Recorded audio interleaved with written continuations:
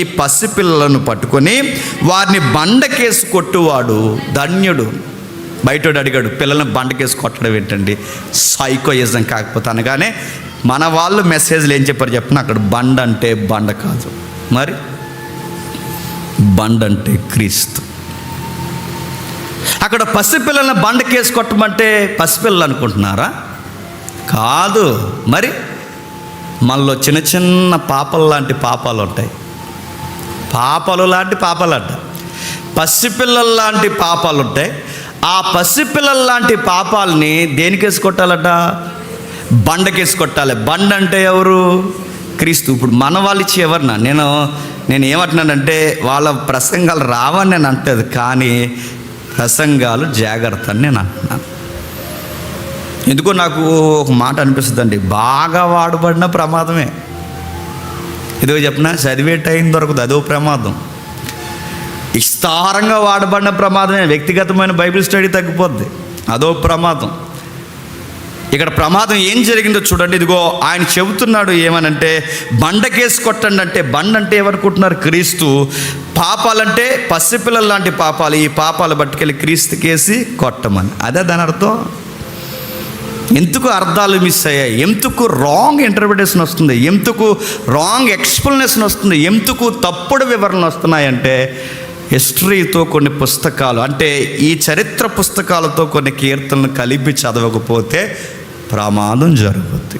మరి ఏంటి నువ్వేమంటావు జేమ్స్? ఇదంటే నేనేమన్ను, కీర్తన ఏమందో పైనుంచి చూద్దాం. ఏమంది చూడండి ఒకసారి. ఏమన్నది? వాళ్ళ పాటలు పాడమంటున్నారు. ఎవరు? ఇందాక చెప్పానుగా, ఎవరన్నారా? రండ్రా అబ్బాయి, ఓ పాట పాడండిరా అన్నారు. నదుల మీద కూర్చొని, వాళ్ళ నదుల మీద కూర్చుని యవనస్తులను పిలిచి, ఆ బాబిలోనియన్స్ కల్దీలు అక్కడ కూర్చుని పాట పాడండిరా అన్నారు.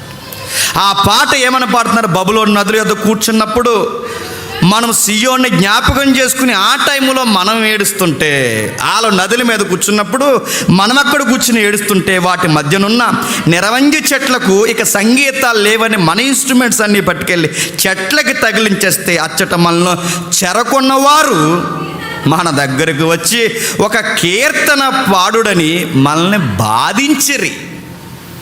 ఏమన్నారని మీకు అర్థమవుతుందా సందర్భం? నదుల మీద కూర్చుని బాబిలోనియన్స్ వచ్చి ఇలా అన్నారు, ఎర్రా పాట పాడరా, మాకు ఎంటర్టైన్మెంట్ ఇవ్వండి అన్నారంట. ఎవరిని? యూదుల్ని, ఇశ్రాయేలీల్ని. ఎవరు? కల్దీలు, బాబిలోనియన్స్.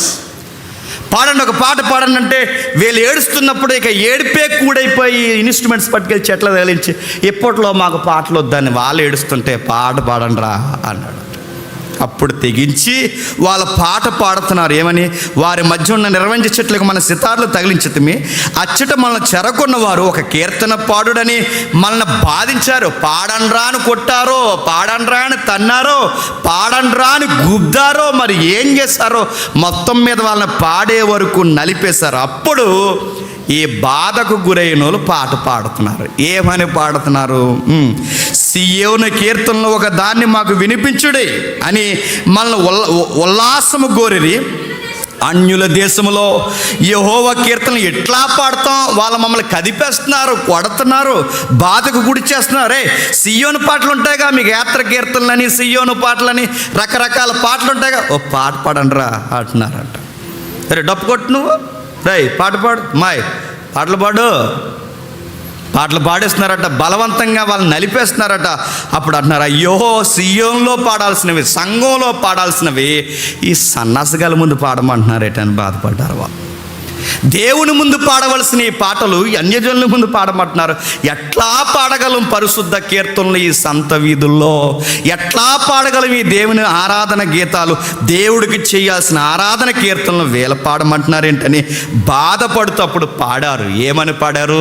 సియోను కీర్తనకి కొంచెం పక్కకు తప్పి వాళ్ళ సావు పాట పాడారు. వాళ్ళ సావు పాట ఏంటో చూడండి కిందకి. యెరూషలేమా నిన్ను మరిచిన ఎడలా నా కుడి చేయి నన్ను నేర్పు మరచును గాక. యెరూషలేమో ఈరోజు మా పీకల మీద కత్తెట్టారని నిన్ను మరిసిపో పట్నమా, మా పట్నమా, మా దేశమా, ఈరోజు మమ్మల్ని ఏదో హింసిస్తున్నారని నిన్ను మేము మర్చిపోతే మా కుడి చేయిని మేము మర్చిపోయినట్టే. పాట మీ పట్టణమైన మాకు నివాస స్థలం ఇచ్చావు, నిన్ను మర్చిపోం. వీళ్ళు మమ్మల్ని ఎంత బాధ పెట్టినా నేను నిన్ను జ్ఞాపకము చేసుకొనని ఎడల నా ముఖ్య సంతోషము కంటే నేను యెరూషలేమును ఎచ్చుగా ఎంచని ఎడల నా నాలుక నా అంగటికి అంటుకొనును గాక అని పాడుతూ, యెహోవా ఎదోము జనులు చేసినది జ్ఞాపకం చేసుకో, యెరూషలేము పాడైన దినము జ్ఞాపకం తెచ్చుకొనుము, దాన్ని నాశనము చేయడి, సమూల ధ్వంసము చేయడని ఈ కల్దీలు, ఈ బాబులోనియన్స్ నదుల మీద కూర్చుని సాటింపులు వేస్తున్నారు. ప్రభు ఒకసారి జ్ఞాపకం చేసుకో, ఇదిగో నీకు పాట పాడుతున్నావు, జ్ఞాపకం చేసుకో అంటూ, పాడు చేయబడు బబులోను కుమారి, మమ్మల్నే పాట పాడమన్నారు కదరా, మా మీద కాదరా పాట. చెప్పండి. ఏడుస్తూ మీ మీద పాడతాం పాట. ఏమని పాడుతున్నారు పాట? బబులోను కుమారి అంటే ఎవరు? చెరపెట్టిన శత్రువులు. బబులోను కుమారి, నీకు మాట చెప్తున్నాను, నీకు పాట కావాలా? చెప్తున్నాను విను. బబులోను కుమారి, నీవు మాకు చేసిన క్రియను బట్టి నీకు ప్రతీకారం చేయవాడు ఒకడు వస్తాడు, ఆ వచ్చినోడు ధన్యుడు.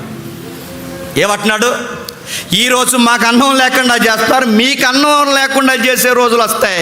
మీకు అన్నం లేకుండా రోజులు చేసేవాడు ఒకడు వస్తాడు, వాడు ధన్యుడు. ఎందుకంటే మేము ఫైట్ చేయలేకపోతున్నాం, మా పక్షాన మా శ్రమకి ప్రతినిధిగా ఫైట్ చేసేవాడు చరిత్రలో దేవుడు ఎవరో ఒకరిని పంపుతాడు, వాడు ధన్యుడు. ఈరోజు మాకు నీళ్లు దొరకకుండా చేస్తున్నాం, నీకు నీళ్లు దొరకకుండా వస్తే మరో మాట చెప్తున్నాను, బబులోను కుమార్ నీకు పాట కావాలా? నేను చెప్తున్నాను వినో. నీ పసిపిల్లలను పట్టుకుని వాడిని బండకేసి కొట్టు, వాడు ధన్యుడు. బండ అంటే ఇక్కడ క్రీస్తు కాదు, ఎగ్జాక్ట్ ఓడే వాడాడు. ఏమని? మా పిల్లల్ని బండకేసి కొట్టారు, మా పిల్లల్ని చెరిసేస్తారు, మా పిల్లల్ని రాళ్ళకేసి కొట్టారు, మా గర్భిణీల గర్భాల్లో కత్తెలు పెట్టి చీరి కిందేసి నరికేశారు, మా పిల్లల్ని బండకేసి కొట్టారు. మీ పిల్లల్ని బండకేసి కొట్టేవాడు ఒకరోజు వస్తాడు, వాడు మా పక్షాన ఫైట్ చేస్తాడు, వాడు ధన్యుడు. అర్థమైందా? మళ్ళీ మొదలెట్టమంటారా? అర్థమైందా? అంటే ఇక్కడ ఏం చెప్తున్నాడు? రచయిత యొక్క ఉద్దేశం ఏంటి? రచయిత ఉద్దేశం ఏంటంటే తన బాధను వ్యక్తీకరిస్తున్న ఇక్కడ దేవుడు కాదు, రచయిత చెప్తున్నాడు. ఆ కీర్తన రచయిత చెప్తున్నాడు. ఏమని చెప్తున్నాడు? అయ్యో దేవా, మా బాధను ఎప్పుడు ప్రభా ప్రతినిధిగా మా పక్షాన ఫైట్ చేసేది. మా పిల్లల్ని కొట్టిన ఏళ్ళ పిల్లల్ని ఎప్పుడు కొడతావు?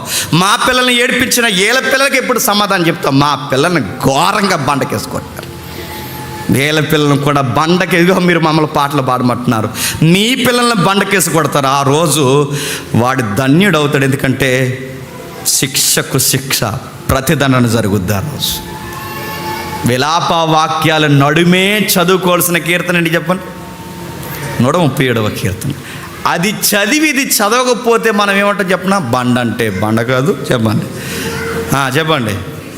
బండ అంటే బండ కాదు, పాపలంటే పాపలు కాదు అంటాం. బండ అంటే బండే, చెప్పండి. పిల్లలంటే పిల్లలే. అందుకే హిస్టరీతో కొన్ని విషయాలు మనం అర్థం చేసుకోకపోతే తప్పు జరుగుద్ది. ఇప్పుడు అర్థం చేసుకుంటున్నాం.